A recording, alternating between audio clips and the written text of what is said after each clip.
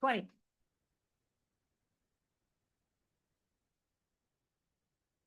We have item 2.1 is the approval of the meeting minutes from May 27th, 2025. Move to approve. I'll second that. We have a motion by Commissioner Meyer, second by Commissioner Vagley to approve the meeting minutes. Any discussion? All those in favor say aye. Aye. Opposed, nay. Okay, meeting minutes approved. Chairperson's report. The SHAC, the State Community Health Service Advisory Committee, has posted they are holding their fall retreat in October at one of the Hennepin Community College. Brooklyn Park. Yeah, so there, it's amazing how an agency like that, they used to go full bore. They had a great big, at a resort, and they've met the times. They've cut back considerably on the expenses of that, but still very important. So that is upcoming in early October. Other than that, we got any health outbreaks? I think we're good, right?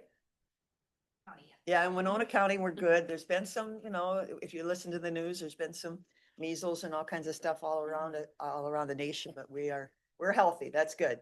Appreciate that. Item 4, or does anybody else have anything else to add to that? I'd like to leave a lot of time for Dr. Hadid and Dr. Austin. Right. So item 4.1, approved professional service agreement with Jacqueline Henderson.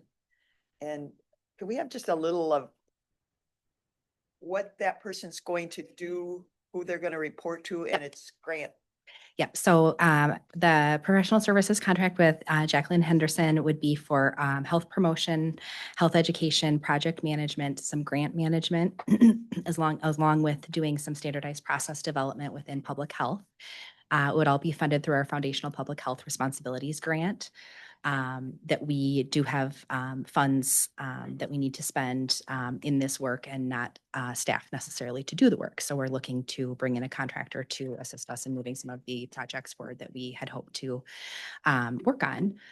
This grant, we did just return about $83,000 from our fiscal year 2024 that we underspent largely because of not having staff or contractors available to do the work.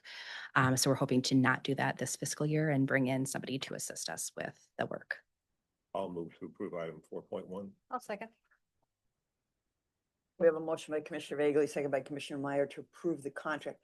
One quick question: who will this person report to? Yourself?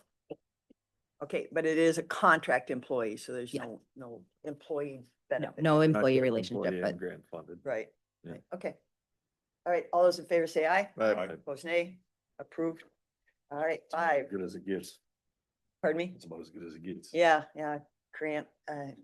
State of Minnesota is still handing out grants. So 5.1 Minnesota vaccination rates. Dr. Adine, please come join us. And Dr. Osterman. Dr. Osterman has been coming to the I don't see him though. Is he Health and online? Human Services Advisory Committee meeting recently. Yes, please. Yeah, right there, please. Good evening. And Dr. Osterman is a pediatrician Mhm. at Winona Health. Oh, you look like a different person. You look like Colleen Engel. I apologize. I'm sorry. Okay.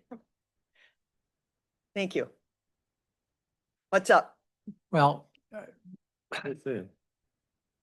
I'd like to just discuss a little bit, according to Arthur Balfour, who was the Prime Minister of Great Britain about 175 years ago, there are 3 kinds of lies. There are lies, damned lies, and statistics. And I will be quoting a few statistics, so you know that they might not be so good.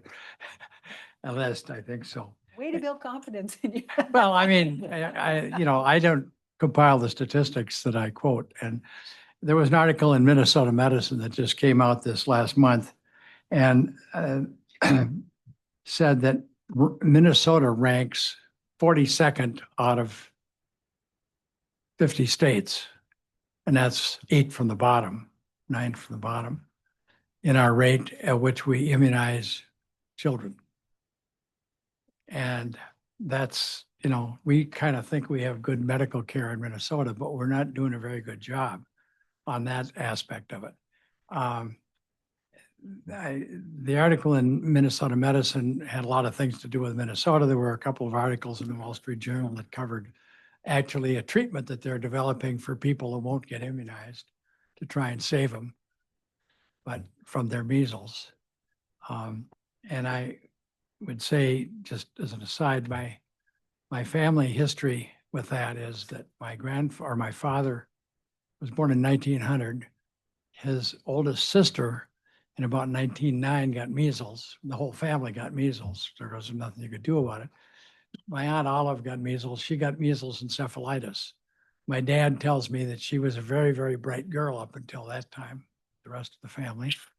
And I remember my Aunt Olive as being very nice, but very, very dull.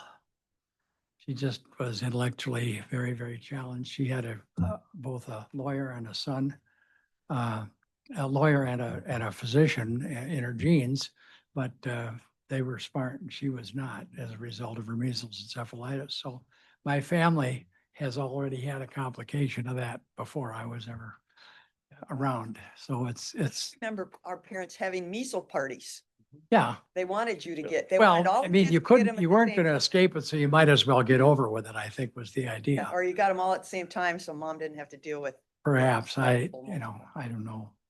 At any rate, the statistics for Minnesota vary from the national standards. In 2023, 63% of Minnesota children 35 months. That's sort of a aim when you're done to be done with the childhood immunizations or the infant immunizations.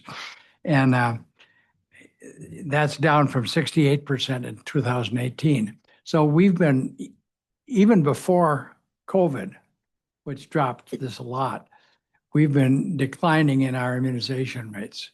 And there's all kinds of statistics that say just show from before COVID and then after COVID and continuing. And this is before RFK Jr. even came on the scene. I mean, he's a trial lawyer. He had a brain worm, and he's a vaccine skeptic since forever. He's gutted the ACIP and fired everybody that was on it. And the damage he's going to do to our immunization status and the increase in vaccine hesitancy we're going to have is even going to be worse, I think, because of him. But this is a trend that's been going even before COVID. So one of the problems in Minnesota is that we somewhere along the way bought into this MMR vaccine causes autism. And that study was in the 1998 Lancet. It was a lie. The guy that wrote the article dry labbed his results. He was eventually found out. The Lancet rejected that. At Mayo Clinic, Cleveland Clinic, everybody's data shows that simply isn't true. But that really got the vaccine skeptics and the deniers and so on really charged up and going. And even despite that, we're still, this guy was going around collecting huge fees from trial lawyers to sue the vaccine companies, and he was the expert witness to prove that MMR vaccines caused autism. So that really set, I think, this whole business on fire, and then COVID made it worse. So that's sort of what's been going on. But problem in Minnesota is we have about one of the most lenient laws regarding vaccines and what children will get and what you have to do about it in the country. And we have a broad personal exemption so that you don't have to have a doctor's medical exemption say, well, you're allergic to this, you can't have that. There's some reason you couldn't have this vaccine. All a parent has to do is sign a statement saying, I don't want my child to be immunized, and then get it notarized. And there's no medical follow-up or check or anything like that changes that. And that law that's about the weakest law that in the states. How So long has that been law? When have they addressed this? Is it many years ago? I don't know. I don't know when the law was passed. Okay, And it may have been a series of things that changed it, but sure. I don't know that offhand. But you just can't make people do it.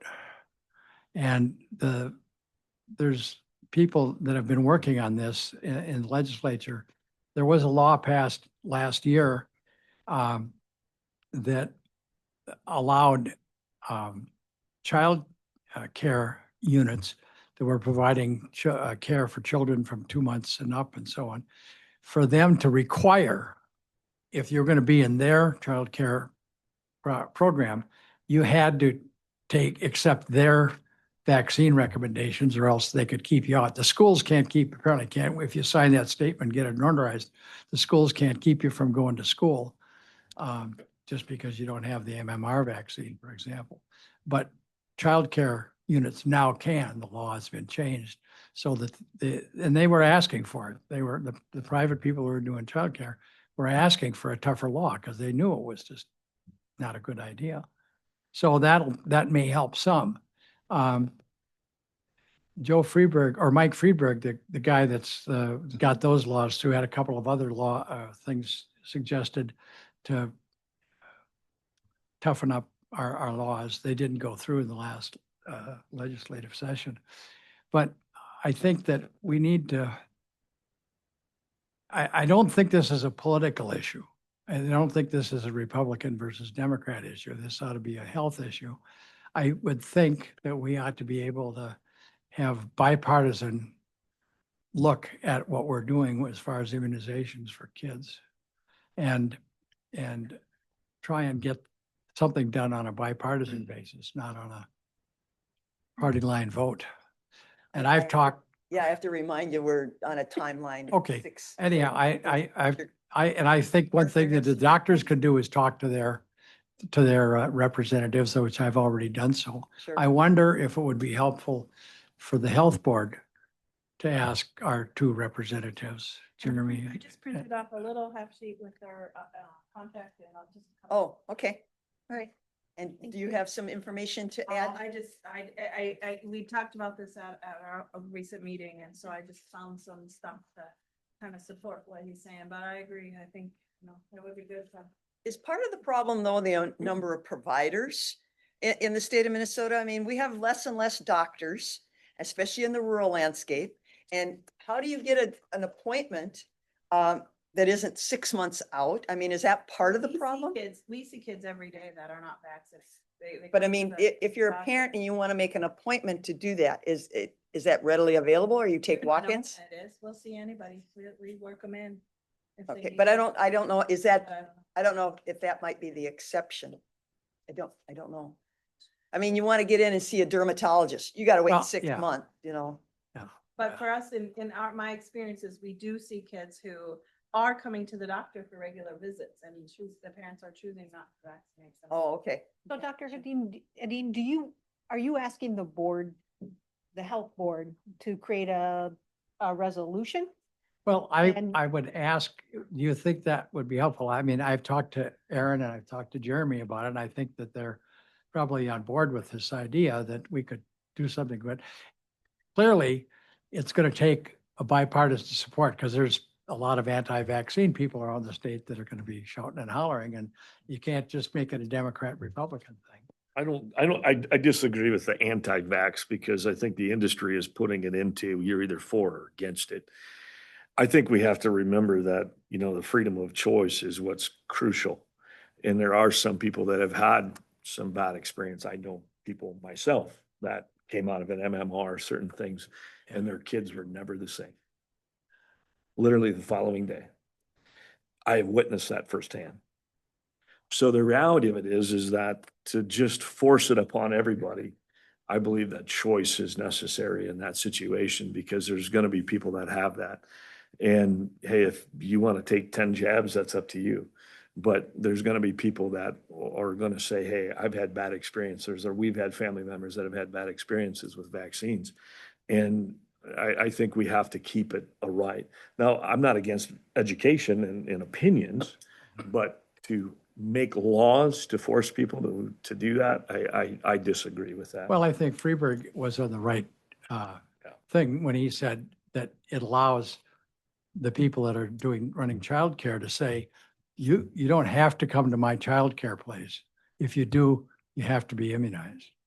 We used to say that about school. Yeah, We and, don't and, you know, anymore. that's the difference between a private sector and a public sector. Right, and. And we have with two that approach, totally different would be scenarios Probably a there. good idea for him. Right. So, we see a lot of laws being pushed into the private sector about choice or free or lack of choice, having to accept certain things.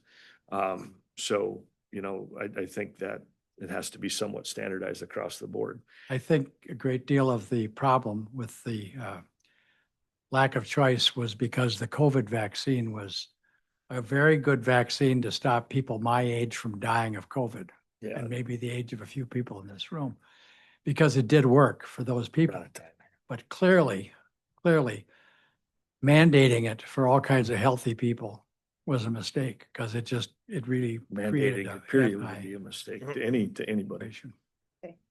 Well, It's, I- I'd Thank you. raise Appreciate you that, coming I'd in. raise that question to the board. yes, Now, we- Much.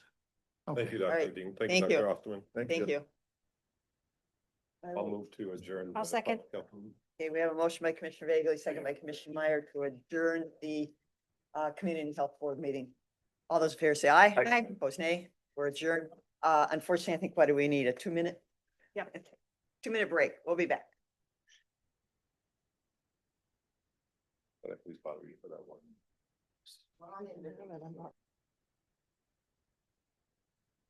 Good evening. Good evening. Such a beautiful day. We should all be out we should have the windows open, but we can't. Yeah. But we'll wrap this up and enjoy the evening. We open our meetings with public comment. Anybody that would like to address the Winona County Board, you have 2 minutes. We ask you to state your name and address. We do have a timer on both screens, so if you would try to adhere to the 2 minutes, we will start our public comment. I would like to address the board. We'll recognize you in just a second, okay? We've got Okay. somebody at the podium, if you can see the boardroom. Todd Settler, Director of Human Resources, Winona County.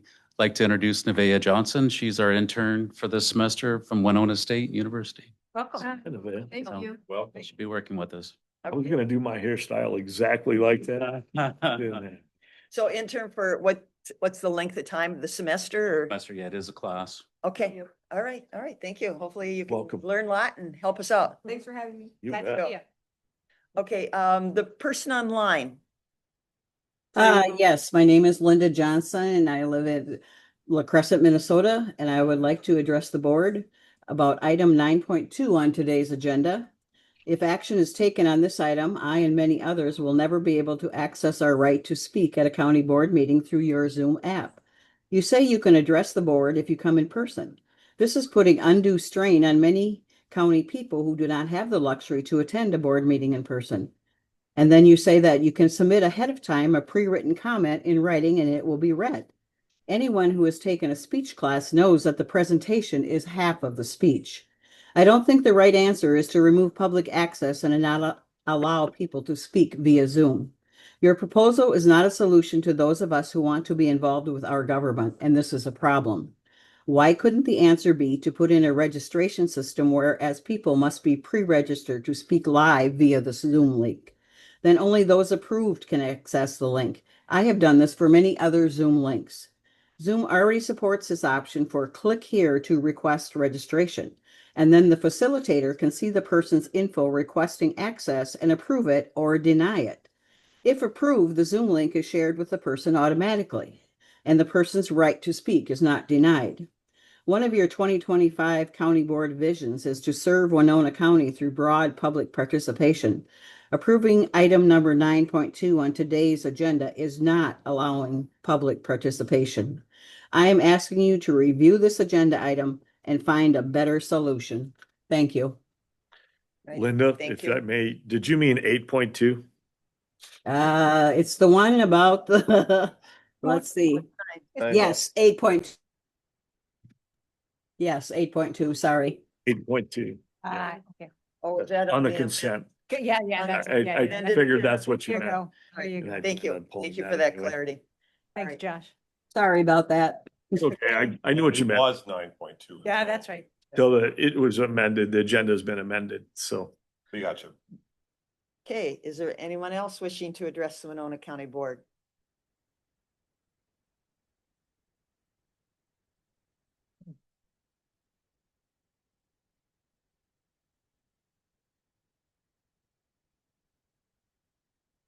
Yes, my name is Fred Moline. I'm at 29444 County Road 19, Rushford, which is in Winona County.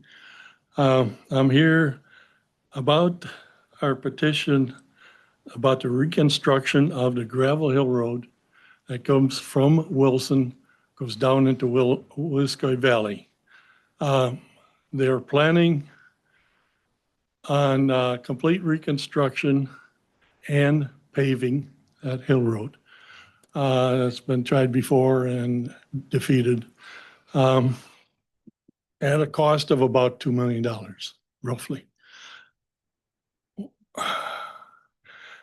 It is hard for us to make it up that hill road right now with two-wheel drive vehicles. You pave it, it's just gonna be that much harder in the wintertime. That's only one of the problems. The other problem is the cost. The ridge road from the top of that hill road to Wilson is so rough, and the people have been complaining about it for years, trying to get it fixed. Matter of fact, I'm going to tell you, one woman shut off her airbags because she thought they'd go off on that hill road, on that stretch of pavement there. Now she's driving around without protection of airbags. That's not good. Okay, I don't know her name, but that's what I've been told.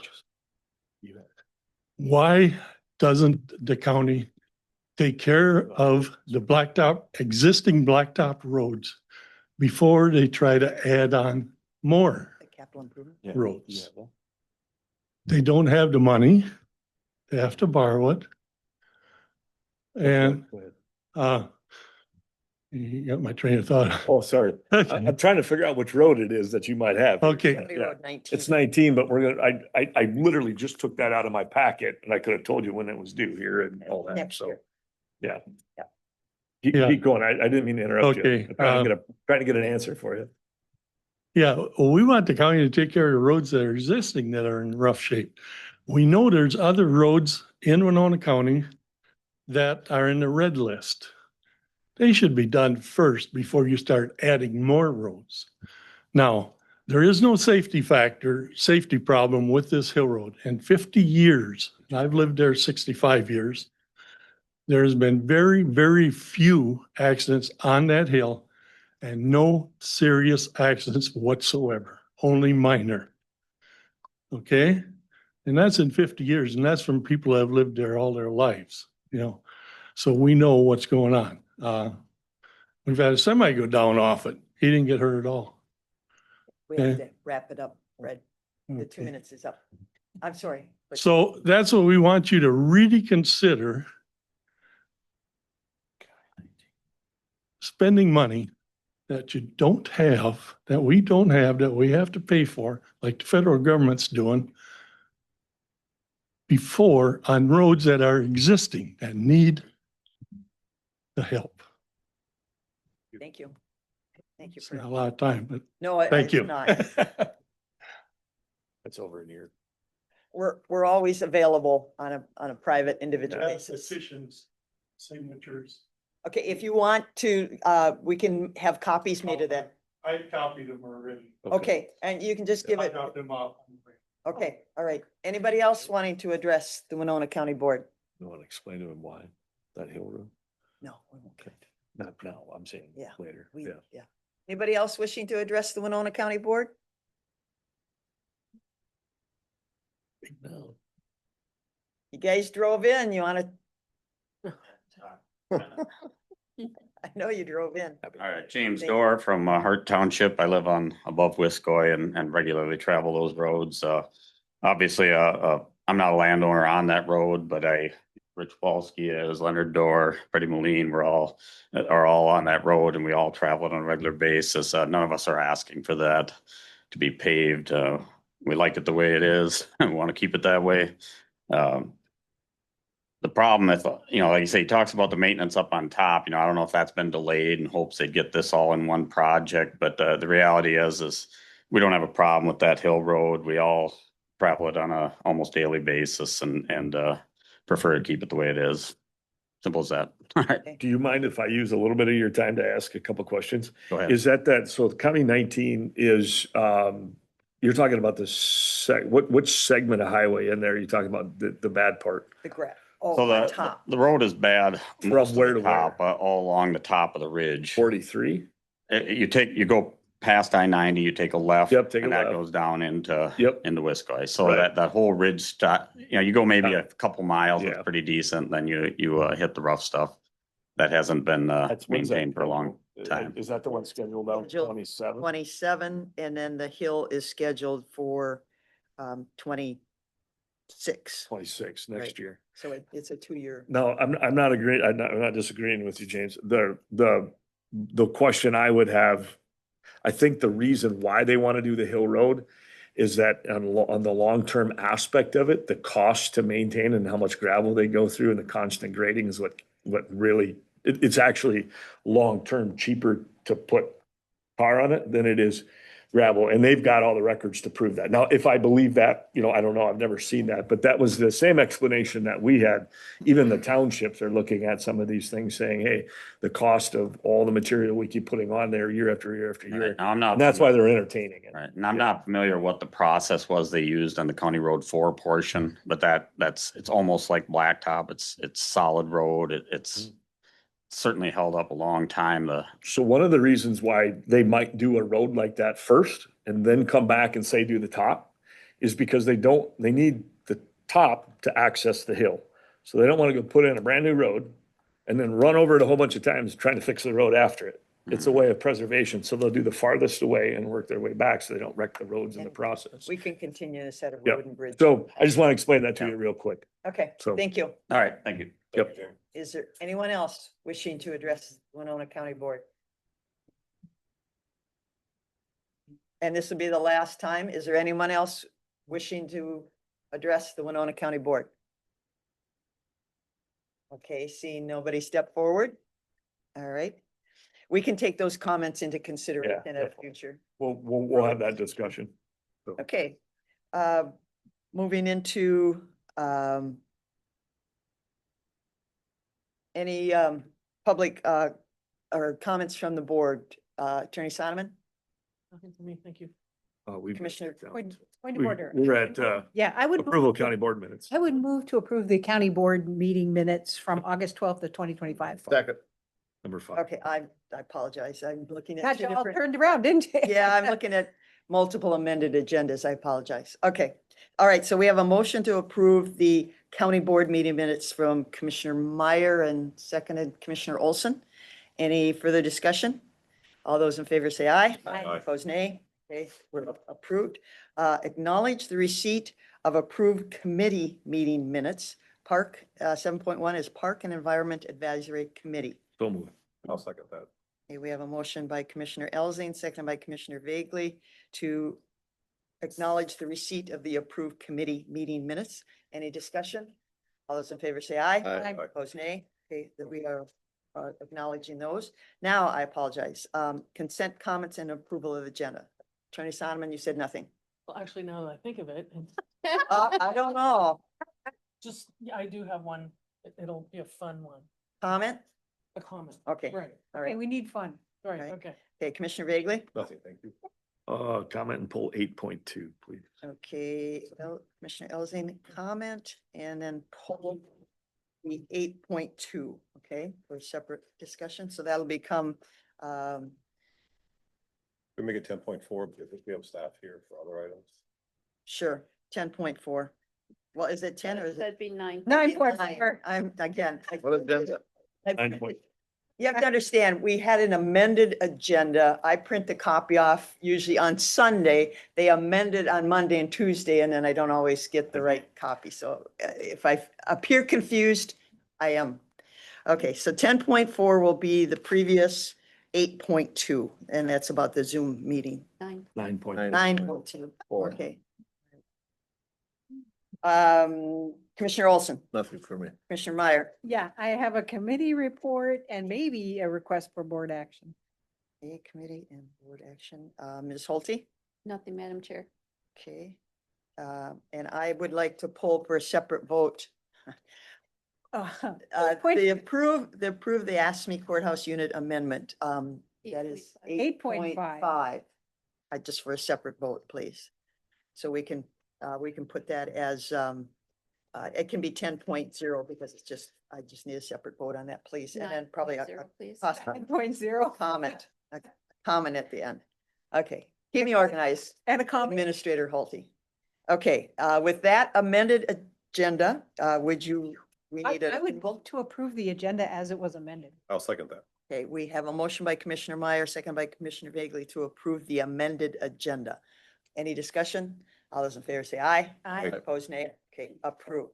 Now, Ms. Hulty, if you would read the consent business for the record, please. Will do. 8.1, approve wellness services agreement with Hy-Vee. 8.2 has been pulled. 8.3, approve letter of support for Great River Bluffs State Park statutory boundary adjustment. 8.4, approve professional service agreement with Jacqueline Henderson. 8.5 has been pulled.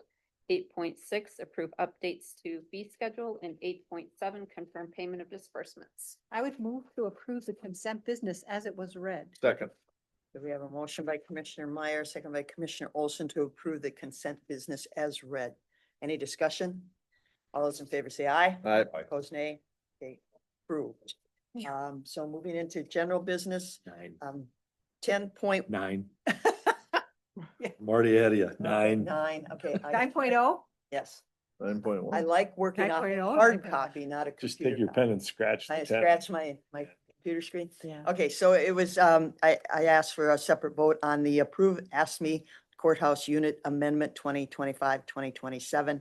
And it's just my stand that there's no addressing of pay for performance in this amendment. I will move to approve that. Second. Okay, we have a motion by Commissioner Meyer, seconded by Commissioner Olson to approve the courthouse unit amendment 2025-2027. Any discussion? All those in favor say aye. Aye. Opposed, nay. Nay. Nay. Okay, then moving on into Bob Bamanek. 9.1, receive update from Recorder's Department. Did you bring us paper, Bob? What are you looking for, Commissioner? His budget is tight, right, Bob? Budget is very tight, but, Oh, we have Yes. paper. I didn't print it because I was like, Bob always brings us paper. oh, yes, yes, I have. I'm sorry to catch that right away. I was thinking. I can give it back to you when I'm done if you want. Anyone else? I always like the See, copy. we I all were, want to say that, we were all counting on you. As long as you. John Dino was paying me here, Yeah. and he's doing a little better, and I'm really Yeah. glad that. I Oh, can Bob, bring yeah, that. Did I get a couple of those? See, Mr. Van, did I get a couple of those? Oh, See, I always let my, Very good. Bob, I always let my grandkids color on the backside though. Bob, I fine. repurpose it. Thank I you. use. For notes? lots of Townships. places. Mhm. Yep. You'll be coming to the township sometime this fall, right?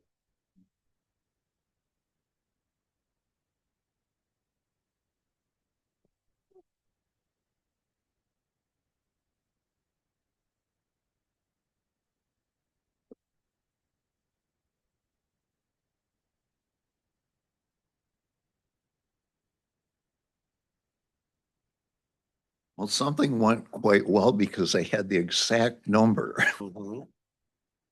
All right. Well, good evening, commissioners, and all of our acquaintances that are here this evening and those online. We had a very interesting first half of the year, and it continues to be very interesting. We had 256 homes that sold during the first half. That was an 8% increase. And we're pretty pleased with that because the early part of the year, there just weren't many homes available. And so to see an increase when you're in that environment, that's a pretty pleasant surprise. A year ago, there were 237. So that 8% was increase was a nice number. The prices range from a low of 45,000 for a home on the east side of Winona. And then on the high end, there was a very nice home near La Crescent that sold for 825,000. In the middle, we had the highest number of homes in the $200,000 to $250,000 range or 57. Last year, that was the range that had the highest as well, but there were 45, so we had a dozen increase there. The higher sale prices boosted the average home sale for the second quarter of the year to 299,000. And that was up from 278,000 during the second quarter of 24, so significant increase there. In June, we had 59 homes that sold, and this is a rather historic figure. 90% sold above the county market value. It used to be prior to the last couple years that if we were in the 72 to 75% range, we considered that a pretty nice place to be. We most recently have run a lot of months where we were in the low 80s, and now in June we had 90%. While we're talking about the real estate, I wanted to jump into the second half of the year. We have the totals for July, and your agenda's been kind of full, so we're just a little bit behind. But July, really an historic month. We had the highest number of sales since July of 2021, and that was kind of the peak of COVID during that time. And yet there were some pretty significant numbers of home sales. 68 sold this July. We had 76 selling in July 21. The sales were in all price ranges. There were 19 was the biggest number in the $150,000 to $200,000 range. And during July, it dropped down a little bit on the sale prices, and the number that were over the county market value dropped down to 76%. And the average price for the month was $268,000. So between June and July, some pretty significant differences there in that average. All right, just going through a few other things kind of quickly. Our rural land sales, they were down for the first half of the year. There were 16. And during the first half of 24, we had 24 sales, so 16 to 24. That is a bit of a drop. The demand is there. The availability just isn't.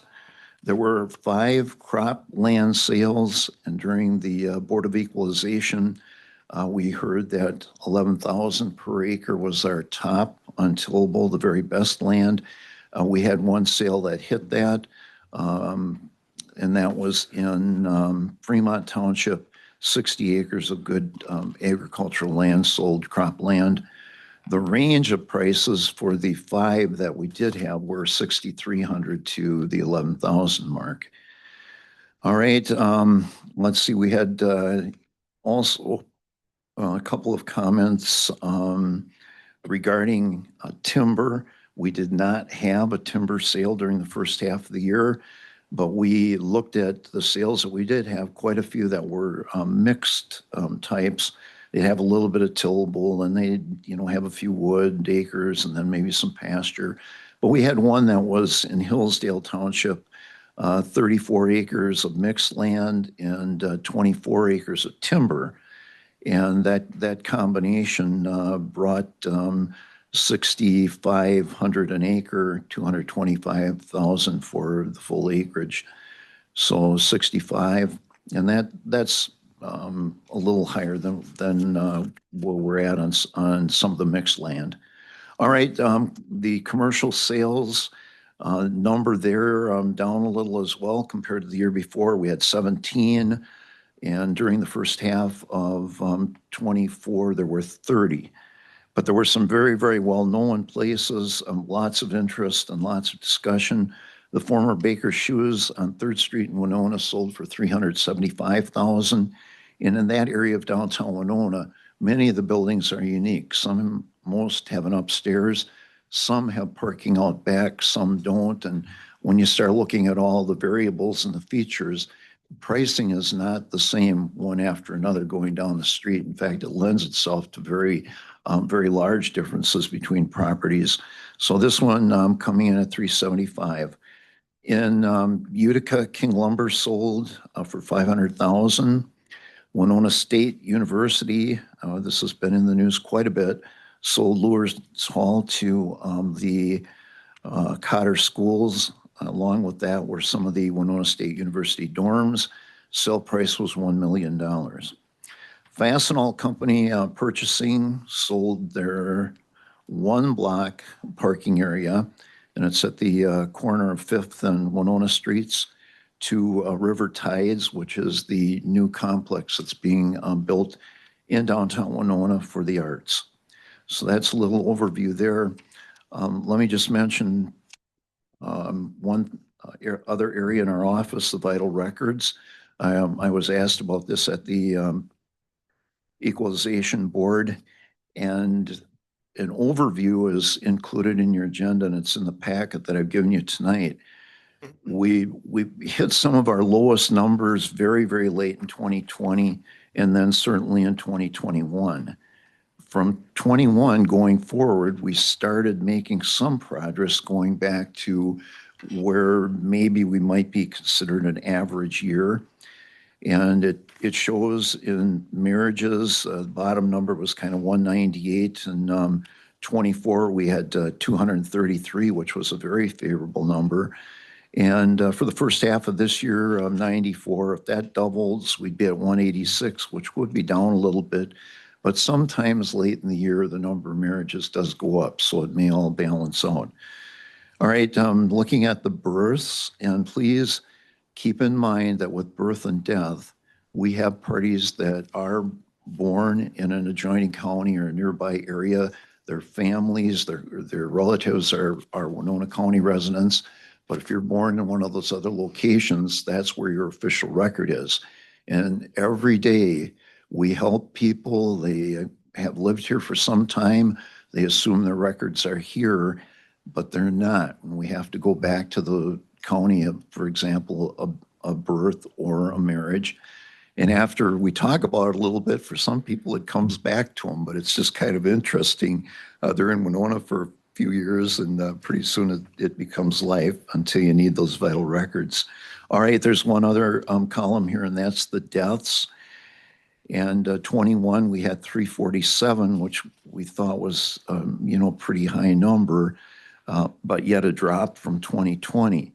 But then in 2022, we jumped to 377, and we were in the mid 300 range, 23 and 24. And it looks like we could be similar for 25. And again, with the birth and death, if you look at the two numbers quickly, it's almost a 2-to-1, and that is not good. We're having 2 deaths for each birth. But keep in mind, we do have some births and some deaths to add to that in nearby areas. And we just have to hope that we've got a higher number of births, maybe in La Crosse and Rochester, that it's going to bring that number up. And that takes us into another question that was asked at Equalization. How are we doing with the census? And that was an excellent question. We've just not had, the agendas have been pretty full for the board, and I did send you by email information on the census. We just got some very, very positive information. For the first time since 2010, we are back over 50,000. Our population estimate, and this is an estimate that is coming from the United States Census, and having worked with them for quite a number of years, I have very high value for the estimating that they do. There's lots of estimates online, and you'll have to kind of sort through them and see what you think. But this is coming to us officially, 50,225. And probably the best news to add to that was announcements this past week from Winona State that they are up in students maybe 2 to 3%, and that the biggest part of that is freshmen. And my years at Winona State, I very, very much, I remember the professors that really went out of their way to help the students kind of get acclimated to a new environment, and they would check in with them every once in a while to see how class is going. That really set the stage to keep a student all the way through graduation. I could see it in my class. So I think that's really, really positive that we have those numbers. and it's very positive for Winona County. When I worked with the census, this 50,000, that just was a landmark that you had to meet. And the big reason is that in education, there is a significant amount of money that comes back to communities and educational facilities that are above that 50,000. And the confirmation on that was at St. Charles when I talked to the St. Charles School Board about the census and the importance. The superintendent jumped in and spent the next 20 minutes talking to them about all the dollars and programs that were some or in part funded by the census. Probably one of the most knowledgeable school superintendents that Winona County has had. So it's from that information and working with that superintendent that I learned a lot about the importance of the 50,000 mark. So those are, I guess, an overview on the real estate and how we're doing on some of our numbers. One more thing to add to that, we have diligently been working on a notification program, and I told you a little bit about it earlier this fall. I didn't want to say too much because there's more work to do. We started with the program. It notifies you by email if there's a recording in our office. And forgery and fraud continue to increase in land records across the country. And this is in place in Rochester and La Crosse. And why it's taking us longer is they have the original software. We have a step up in that software. And consequently, we're doing a lot of testing whether or not and when they move to the updated software. There's not a date set, but there is a date set that we're working towards for us. And we need to sign off with the developer. And at this point, the developer's been doing a lot of work for us. So that's kind of the big thing there, but I do want it in place.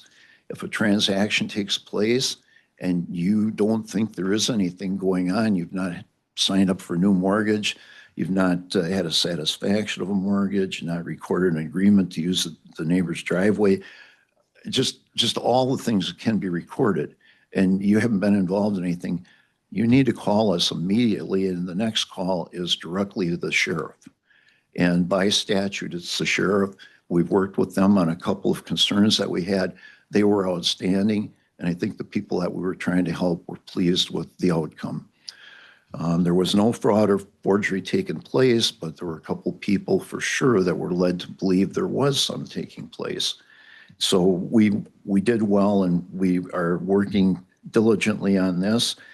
And I also feel that very strongly, you need very little identification in our office, if any, to get copies of records. And that's not the norm. If you're getting a birth record, you're getting a death record, you do need identification. And I'm talking with my counterparts in the Recorders Association and saying that this next legislative session, that has got to be out there with the legislators for discussion. So that's my final comment today, and I appreciate the time and thank you. And if there's any questions. Thank you. Okay. The last comment that Bob was making, the fraud, I had one of my constituents call and was concerned about the fraud because he was getting approached by some out-of-state people about, I think it was one of his ag land parcels and such. And I said, yeah, contact Bob. Right There are away. postcards, letters, calls, people are receiving daily. I am between the mail that I get and some of the neighbors, we're just getting materials in the mail every day asking if our property is for sale or making an offer, we'll give you this much for your property. I have received something. There's a check in the, it looks legit, a check in the envelope. And if you take it and deposit it, yeah, you could be in a world of hurt. Of course, it wasn't near enough, so I didn't jump on it. All right. It was undervalued. The listings and if at any time you don't want to have those in the hard copy, I'm certainly not going to bring them. We had a bunch that we did not use the spreadsheets, and we got a lot of kickback and people wanting to know that. And what some of our seniors are doing, and I admire them for this, they're looking at sales on the lists of properties that they're familiar with and trying to get an idea what maybe they should be selling their home for. And they want to do that on their own before they talk to the realtor, the attorney, the other people, just to kind of compare notes and see where they are. And the interesting part of it is many of their friends that are in the same kind of time frame that they are, maybe some have sold, they know their homes in and out, and they know what pluses they have and what maybe they didn't have. And sitting down and talking with quite a number of groups, it's just amazing the information that some of them had compiled and how well they were walking into a sale. So thank you for the time on that. This Yes. latest one now is on the county website. Yes. Yes, it is. Is it a bullet point or do they have to go searching in the recorder department? We do sometimes have the bullets out there, but at present, it would be the recorder's department, residential sales, land sales, commercial. Yep. And then the months are out there and they can go back a couple of years if they'd like to. We've got them all posted. I know we recommend that to people. All right. All thank right. you. Yes, thank you. Thank you. Yes, thank you. 9.2, receive report and recommendation on use of excess feedlot funding. Ross is with us. Good evening. Good evening. Just coming back to you with an update on the feedlot program. Over the state funding provided for the 2024-2025 biennium included an increase in feedlot funding. As part of the increase, there was the aspect that the county had to increase its match before it could access the increased state funding. Due to the staff turnover that we were experiencing during that period, there were a lot of salaries that were not being paid. And what has kind of come to, we've come to the point where we know we're not going to be able to spend the state component of the match by the end of the year. We've been looking at potential options for doing that. And Brian Berthume, the county feedlot officer, had come up with an idea, and I'll have him speak to you on that.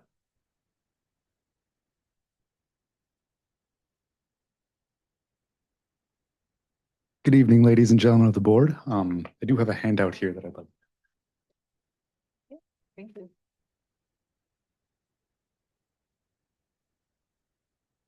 Thank you.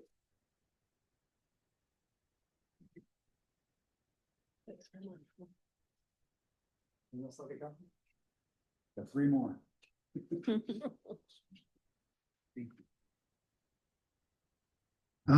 All right. So as Ross said, due to many reasons, we have a good amount of extra money in the feedlot program budget for the year. And after a lot of consideration,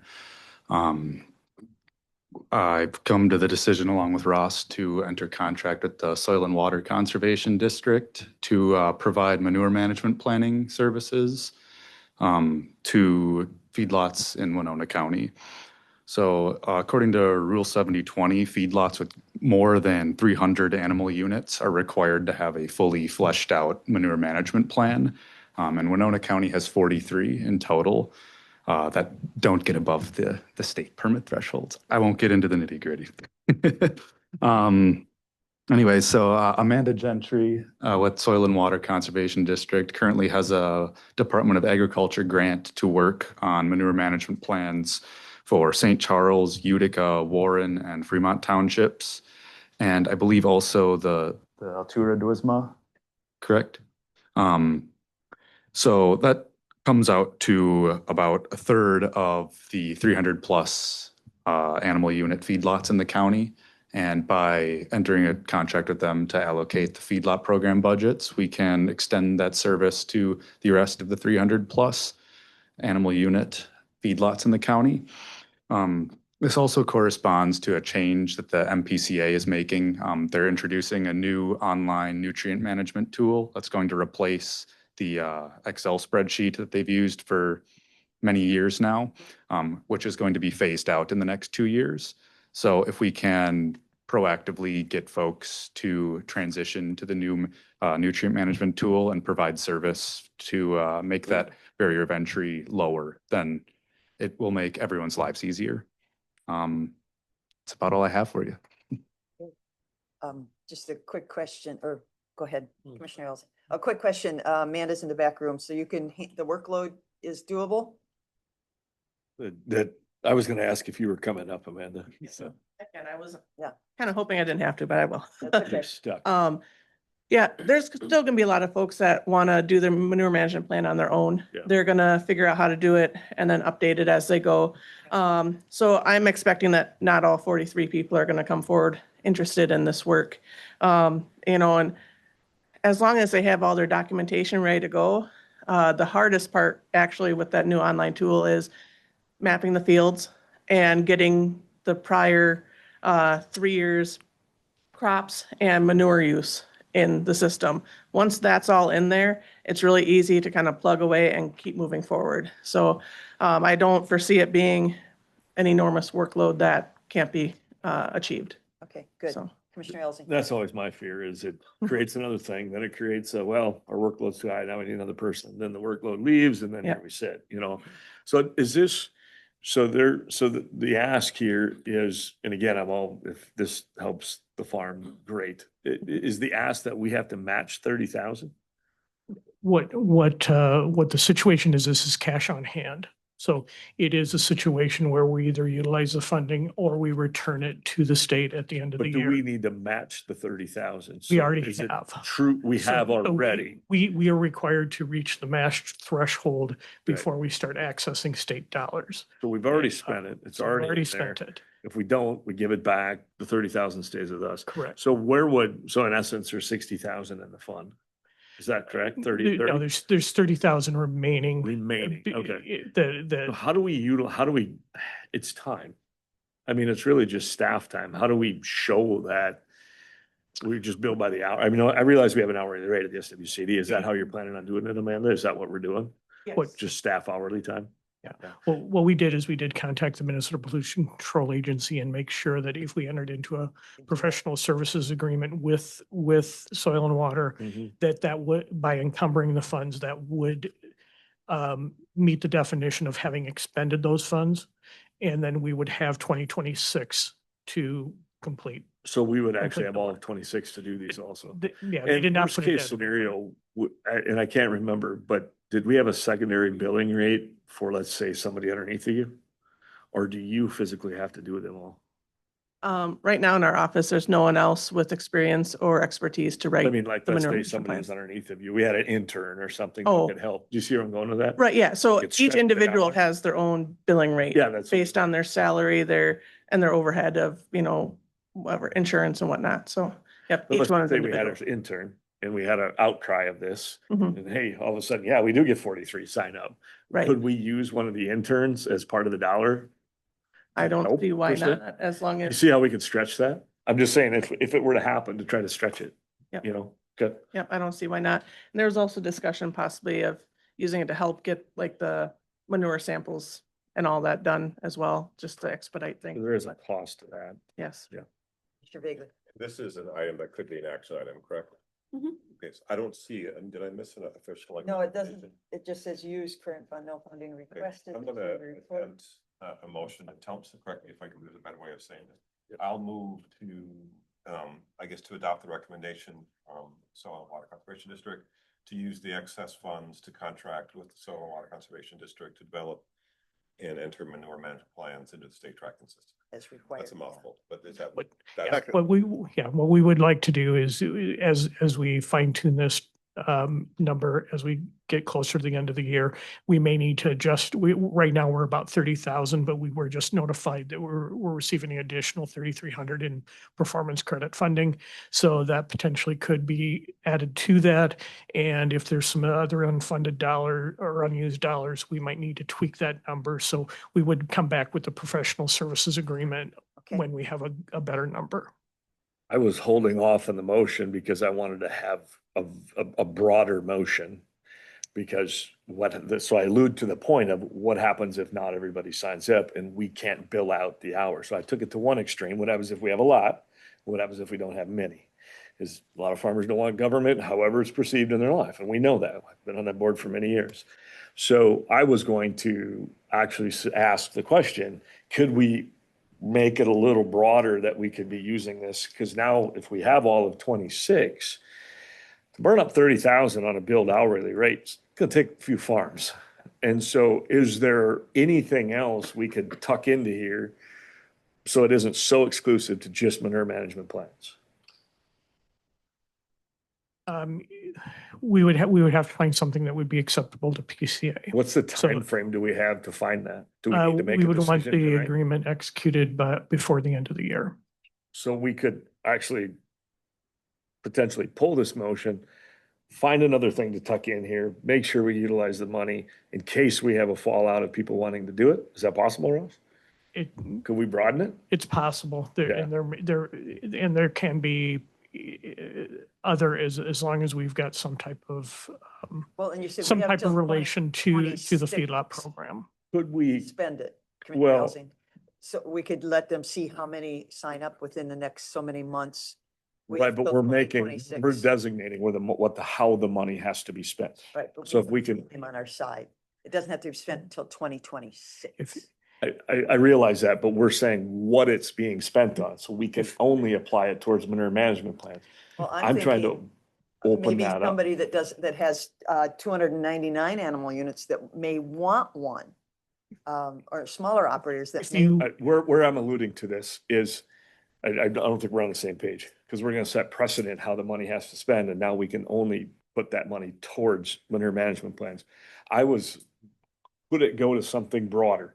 For example, cover crops is a great way to capture nitrogen from manure, right? I'm thinking outside of the box, how far can we push this and where the state says, no, you've gone too far. So I'd like to see, just in case we can't expend the money that we're getting, is there a possible way? And if we have time to do that, where we don't have to make a decision today, come back and say, hey, we added to this, we made an amendment to this document that says it opens up to other things. Is that possible? And maybe you guys don't want to. I'm just trying to stretch it. if you're open to just us developing a professional services agreement for acceptable activities with soil and water and potentially bringing back some others, For we can, this we can, we fundraising, can yes. explore those. It's a matter of we can't get too far from The state. the 100%. core requirements. I from the just want to state. make sure that if we have it, it's already spent, it's there, and let's make sure that we take advantage of it. Good idea. Great idea for free feed management. So I'm afraid we're not gonna have everybody step up to the plate, and I don't want to lose it based on that. So Unfortunately, is going to be a requirement. So whether they, it is, but It's- they can do it themselves. hopefully they won't. Right. Yeah. Right. It's not mandated that we do it. And you feel like you have more time to do that? To the end of the year. To 20. Yeah, I feel like I can do the number of plans that I'm kind of anticipating, which maybe at most will be 20. I like what Commissioner Alsina is saying about develop other alternatives. So if it's not, don't limit ourselves to just that one use. We have time to Right. come up with other ones. Yes. Oh, yeah, that's. Okay, yeah. so you do have Yeah. more time. Because I thought there That's was, a but I great wasn't. point. So 2026. That's why I was waiting on the motion. Yes, we were just wanting to get an idea of are you, Yes. this general direction, are you? Yes, we are. And in fact, I'd like to Everybody's- expand it to make sure that we utilize it. So would it be cleaner to rescind the motion and then wait for it to come back Okay. later, Russ? Yep, that's fine. We just wanted to make sure that everyone, we originally. Rescind my original motion. Cheryl's gonna say, okay, so you got the direction we want to go. Mhm. All right. Yep. It's a good thought, good plan. Execute. So, hey, and by the way, this is me. Yeah, I guess I'll have to expand animal units. I don't have any in my Mhm. township. Thank you. There are a lot hovering right at 299. Yeah. Well, and that's my comment. If somebody in that wants one, because it is a valuable tool, then yeah, we shouldn't limit them. Or they can buy one more animal. Yeah. Give us our options. Okay, all right. Thank you. Thank you very much. All right, next item is to discuss, That's fine. Future of greenhouses. yeah, Thank you. discuss and provide guidance on future of greenhouses at Stone Point Park and Community Gardens. Yeah. General business. And So, Ross, yep, so just kind of some quick background. When the community gardens were started around 2010, we did have one private greenhouse that was constructed on the site that rented the site from us. That greenhouse owner did end up retiring and donated the greenhouse to the county. And we, shortly thereafter, we also constructed under grant funds a second greenhouse and then a third greenhouse, smaller greenhouse that came from the Ridgeway that via Winona State that were put up onto the site. As these greenhouses have aged, we're starting to see kind of a snowball effect of maintenance that needs to be done to them. We're doing everything we can internally, but we're reaching the point where we have a need to try to access contractors to do some of the work, just simply because we don't have enough hands to really recover greenhouses, which the plastic has failed on greenhouse A. But then the storm at the end of July folded greenhouse B in on itself, and it is totaled. So that was turned into insurance. We did receive payment from the insurance company for 17,800 and change. Aaron has the full number. But in the process, neither the adjuster nor the county has been able to find anybody willing to do greenhouse work for us. So the question kind of comes up is, do we, No. if we, Quick answer, Fine. short answer, no. If a private entity wants to invest in it, I don't think at this point in time, talking about our budget and everything, we don't have funds to fix, unfortunately, greenhouses. But if a private person wants to, or a grant or something, Prior to the issues with it or the storm, was anyone using it? it was pretty consistently used up until the retirement. The private greenhouse owner operated Donated the one? both. Yeah. Operated both of the primary two greenhouses. The other greenhouse was used as a starter greenhouse for kind of tabletop. And then it kind of was being used inconsistently. We do have someone who has rented that greenhouse now and seems to be enthusiastic about it. And we would continue operating the greenhouses that are functional The one that until is- they it's- fail. It's one. Right. It's one, yes, One. and it's a The others smaller weren't one. being used anyway. They had, Minimum. the A came to us in a condition where the plastic completely failed. The doors were rotting just from the moisture. So we started making some repairs. And we've just kind of now come to a point where we're having trouble getting anyone to do the work. Commissioner Elsing. Is there a value and something to explore? Is there a value to the framework or anything there that we could sell to help maintain the one good one? Does that make sense? I don't know. We can certainly explore that. Yeah. You know, there may or may not Was it be, but aluminum? yeah, it could be. It's galvanized Yeah, steel piping. Yeah, Yeah. you don't Has have any much there. salvage value? Call up Jeremy Miller and ask him what he gives. For Commissioner Bagley. Ross, do you have a recommendation? I think my recommendation would be, we're still exploring, we work on, Aaron was in contact with the adjuster earlier. And we've got some names, but even they weren't calling the adjuster back. So we're gonna try to make contact with them. But there just does not seem to be a lot of interest for everyone we were trying to locate. So if we cannot find someone and it's reasonable, we could potentially recover A until something else fails. But B is definitely totaled, and it's probably just time to, just as they fail, move on, and we'll just turn those into open air plots. So tonight you just need our, That was my next question. yeah, our opinion. Just make sure that you're on board with that kind of plan. Yeah, I would Me. minimize our expenses and I'm a big fan of farm to table school, but there does come a time when these age out. So I think when they do reach their lifespan, to decommission them. So I support that as well. And Okay. thank you for all the good work that you've been doing up there. at North Point. Thank you. yeah, it's amazing. I drive 52, which is that Hafes, Yeah. a lot of those are down. They're not even using the greenhouses anymore. Their methodology must have changed. Okay, all right. So we're to communications. Attorney- On 9.4. Yeah, Zoom.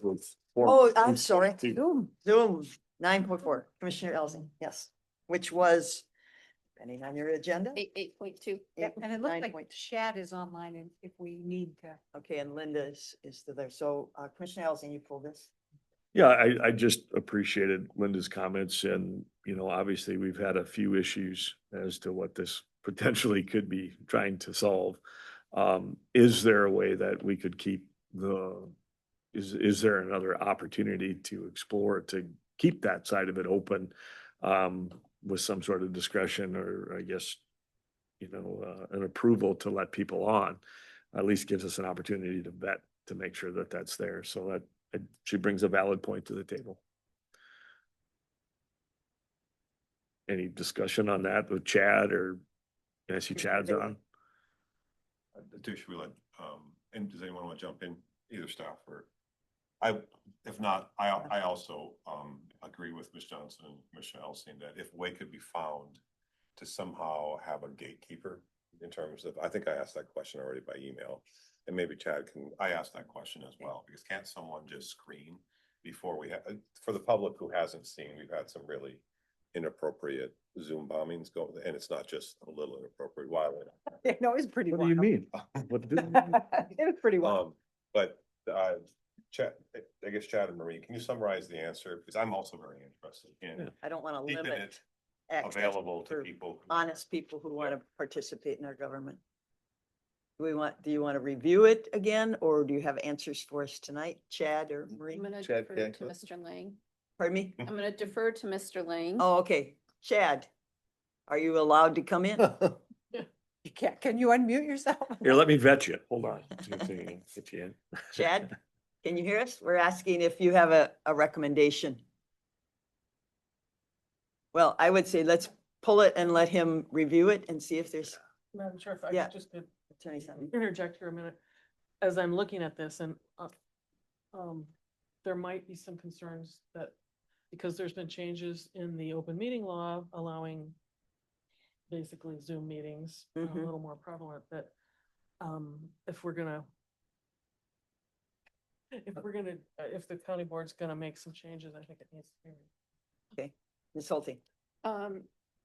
As previously communicated with the board, there is not another entity that has this open link to the public, which is causing these, to some degree, the access.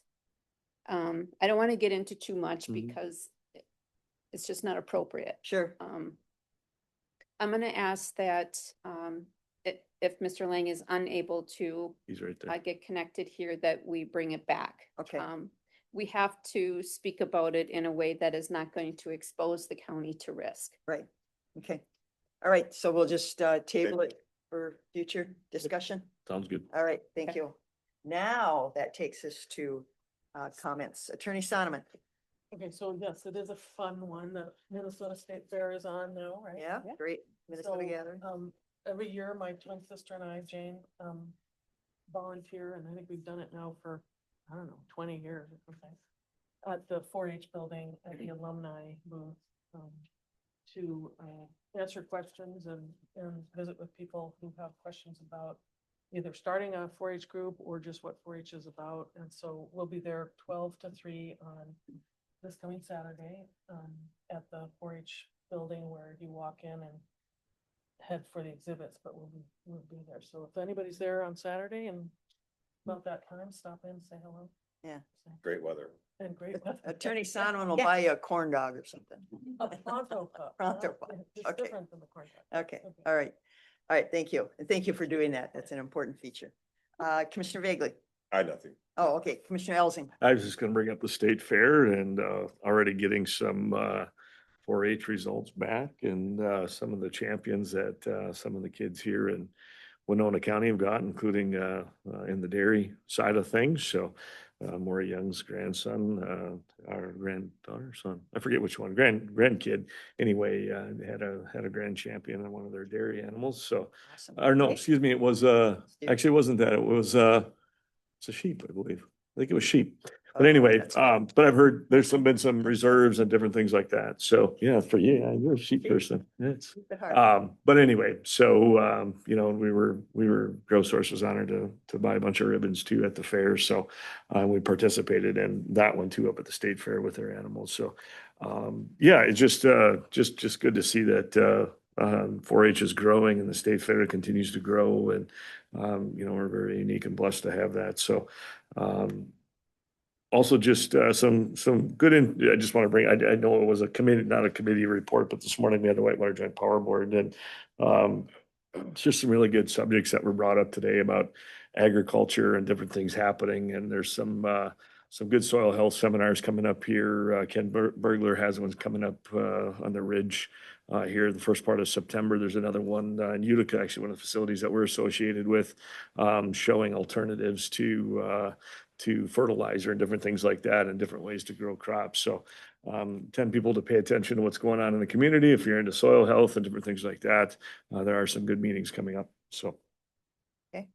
Commissioner Meyer. Yeah, so the state organized a group that has, when Doug Cieslak was here, he was on the group representing the county. A collaborative work group to come up with ideas related to addressing nitrates in groundwater. And I was at a meeting recently where 3 of the people who had been on the committee gave a presentation about the contents of this report. So at a minimum, I wanted to share it with all of you. I have asked if we might look at it at the WinLAC One Watershed, One Plan meeting to see what crossover there is with the work plan that we have for that group.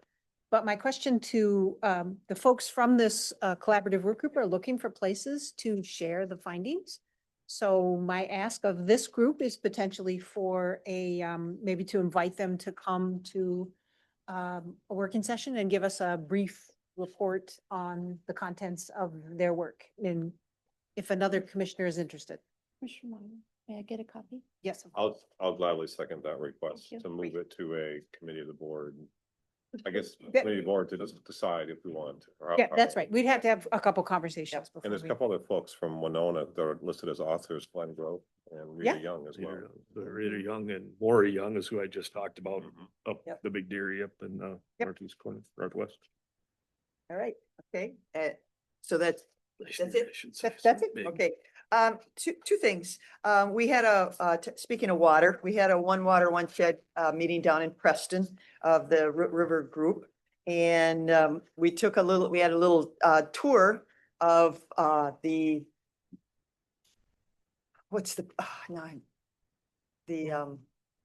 Eagle Bluff. Thank you. Eagle Bluff, they had done a number of stream bank restorations with some mixed success and mixed failures. They had a lot of rain a week or so ago, and they had repaired 3 different places. 2 of them had held up with the enormous increase in about 10 feet of water extra. They put trees, willow pines, white pines, and they called it, so they lay them down and then they cover them with some rock and riprap and dirt. And most of them had stayed, but in one spot, they were all gone. And the stream bank had really eroded again. But they've gotten grants. Eagle Bluff has gotten grants and will continue to work on it and hopefully improve it. Unfortunately, the one was $1 million grant and they covered about 3,000 feet. So it's a very expensive endeavor. That's worse than roads, I think, is trying to fix stream banks. And also with that is water. Our shallow water, our young water is getting better. So somebody's doing something right to reduce the nitrates. So our shallow water, you want to drink young water. Don't drink old water. You want to drink young water. But I'm trying to get more scientific into the data of why that is. But nobody can quite answer that question yet. The other thing, there's something happening Thursday morning here in Winona. Winona Health is running some kind of 55 plus out at Signatures. It looked like a number of different vendors to help. I'm kind of curious, looked like a number of different vendors to help people in that 55 plus, which I fall in, of services and, be both, yes. yeah, services and different things.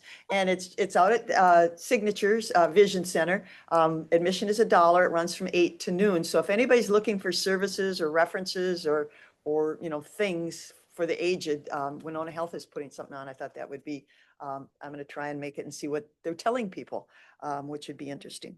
It's $1. They want $1 donation to, so rob your piggy bank or something, bring your $1. Tell us if it's worth it. Yeah, with that. To adjourn? All right. Second. We have a motion by Commissioner Elsing, second by Commissioner Meyer to adjourn. Any discussion? All those in favor say aye. Aye. Opposed, nay. Adjourn. Thank you. Do you want this?